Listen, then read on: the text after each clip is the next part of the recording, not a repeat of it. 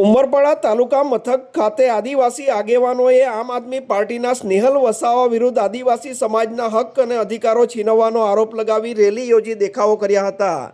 આમ આદમી પાર્ટીના જિલ્લાના મહામંત્રી સ્નેહલ વસાવાના પત્ની દ્વારા આદિવાસીઓના હક અને અધિકાર છીનવવાનો પ્રયાસ થઈ રહ્યો છે તેવો આરોપ લગાવી આગેવાનો દ્વારા મામલતદારને આવેદનપત્ર આપવામાં આવ્યું હતું। તારીખ 27 મેના રોજ આવેદનપત્ર અપાયું હતું। આ સંદર્ભમાં તેઓ પ્રતિક્રિયા આપી રહ્યા છે। આવેદનપત્ર આપવા આવ્યા છે કેમ કે સ્નેહલભાઈના મિસિસ નિધિબેન એ ઓટોદરિયા છે, એ આપણા સમાજના નથી કેમ કે એ ઓટોદરિયા એટલે કે દરબાર રજપૂત કહેવાય, તે આપણે કહેવાતા આદિવાસી બની બેઠા છે કેમ કે આપણા બહેનો આટલા બધા છે છતાં પણ આપણા આદિવાસી આપણે નહીં કહેતા કે અમે બીજા જાતિ અપનાવીએ છીએ, નથી ને, કેમ કે આદિવાસી રહેવાના છે, એ ઓટોદરિયા રહેવાના છે। ભલે એમણે આદિવાસી સમાજમાં લગ્ન કર્યા છે પણ એમની જાતિ બદલાતી નથી કેમ કે જાતિનો દાખલો જ્યારે પણ લેવા જશે ત્યારે એ ઓટોદરિયા લખાશે। તો આમ કેવી રીતે આ શક્ય બન્યું કે એમાં નિધિબેન વસાવા બની ગયા?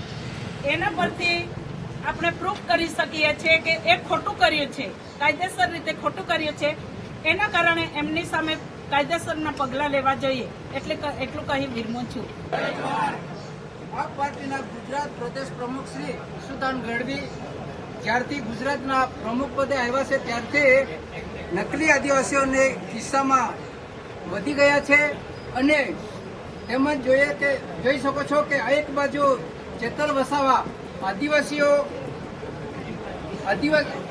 ચેતર વસાવા જેવો કે એક બાજુ ચારણ ભરવાડ રબાડીને એસટીમાંથી દૂર કરવાની મોટી મોટી વાતો કરે છે, એમની પાર્ટીમાં ચેતરભાઈનું કોઈ ઉગતું નથી કે ચાલતું નથી એવું આપણને સક્ષમ દેખાઈ રહેલું છે, બરાબર।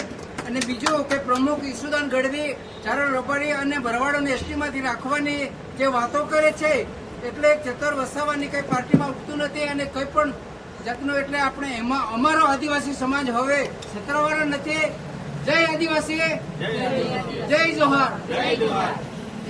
આદિવાસી અધિકાર હિત રક્ષક સમિતિ ગુજરાત ઉમરપાડા તાલુકા દ્વારા આજે સુરત જિલ્લાના આમ આદમી પાર્ટીના મહામંત્રી સ્નેહલ વસાવાના ધર્મપત્ની, જેઓ અટોદરિયા અટક એટલે કે રાજપૂત ક્ષત્રિય દરબાર અટકના હોય, સુવર્ણ વર્ગના હોય, એમણે હોવા છતાં એમણે સોગતનામામાં વસાવા અટક લખાવીને, નિધિબેન સ્નેહલભાઈ વસાવા અટક લખાવીને અમારા આદિવાસીના અનામત હકમાં જે ભાગ પડાવવાનો પ્રયત્ન આમ આદમી પાર્ટીના સુરત જિલ્લાના મહામંત્રી સ્નેહલ વસાવા અને એમની ધર્મપત્ની નિધિબેન અટોદરિયાએ આ અમારી જાતિમાં આવવાનો પ્રયત્ન કર્યો છે, આદિવાસીમાં વસાવા લખીને, એના પર કાયદેસરની કાર્યવાહી થાય અને એના પર કાયદેસરના પગલાં ભરવામાં આવે।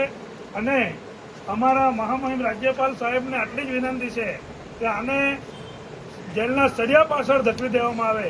આવું ના કરવામાં આવે તો અમારો સમગ્ર આદિવાસી સમાજ ગાંધી ચીરિયા માર્ગ પર આંદોલન કરવા અમે આજે અમે આવેદનપત્ર આપવા આવ્યા છે ઉમરપાડા તાલુકામાં, કે અમે ગાંધી ચીરિયા માર્ગ પર આંદોલન કરીશું। અને આવા જ્યારે આમ આદમી પાર્ટીના પ્રદેશ અધ્યક્ષ ઈશુદાન ગઢવી જ્યારથી પ્રદેશ પ્રમુખ બન્યા છે ત્યારથી આદિવાસીઓમાં કિસ્સાઓમાં વધારો થયો છે, નકલી આદિવાસીઓ ઘુસાડવાનો પ્રયત્ન કરે છે અને પોતે જાતે જઈને આદિવાસીઓ માટે મોટી મોટી વાત કરે છે અને પોતાની ઘરવાળીને, પોતાના સંતાનને આદિવાસી બનાવવા માટે કાયદેસરનું સોગતનામું કરે છે અને એના પુરાવા છે આ વાલિયા તાલુકાના તુણા ગામના એના નિધિબેનના પિતાજીની આ 7 નકલ છે, તમે જોઈ શકો છો। આ નિધિબેન પ્રવીણભાઈ અટોદરિયા, એ જ રીતે એનું અમારી પાસે રેશન કાર્ડ પણ છે, એના છોકરા મિવાનનું અમારી પાસે સટ્ટી પણ છે જે આંગણવાડીમાં નોંધાયેલું છે। આ કાયદેસરના પુરાવા રજૂ કરીને અમે આંદોલન કરીએ છીએ અને આજે આવેદનપત્ર આપીએ છીએ। તો મહામહિમ રાજ્યપાલ સાહેબ એમને કાયદેસરની કાર્યવાહી કરે અને સળિયા પાછળ એમને ધકેલી દેવામાં આવે એવી જ આદિવાસી સમાજની માંગણી અને લાગણી છે।